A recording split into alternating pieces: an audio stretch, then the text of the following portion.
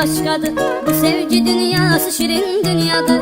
Ben de sevip birine aşık olmuşam. Hissedirəm dəli kimi vurulmuşam. Sevdiğim insan o kadar güzeldir, mənə xoşbəxtlik onunla geldi. Yüreğim bir tek sevirdir onu, ömrümün olsun onunla sonu.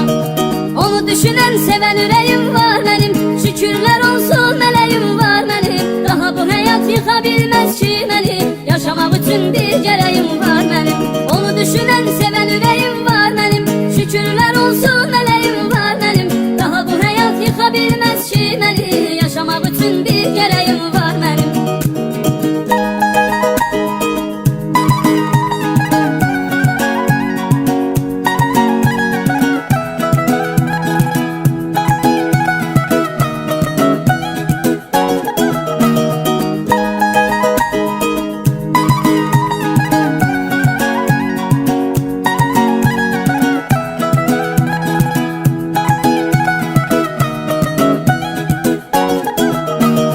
Elə ki darıxdım yığıram tez onu, canım deyir ilk açanda telefonu. Nazımla oynayır qeydimə qalır, o da məni çox sevir, mənlə nəfəs alır.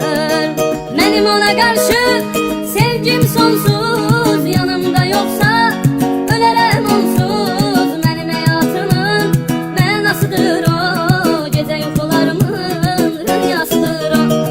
Onu düşünən sevən ürəyim var mənim, şükürlər olsun meleğim var benim. Daha bu hayat yıkabilmez ki beni, yaşamak için bir gereğim var benim. Onu düşünen seven yüreğim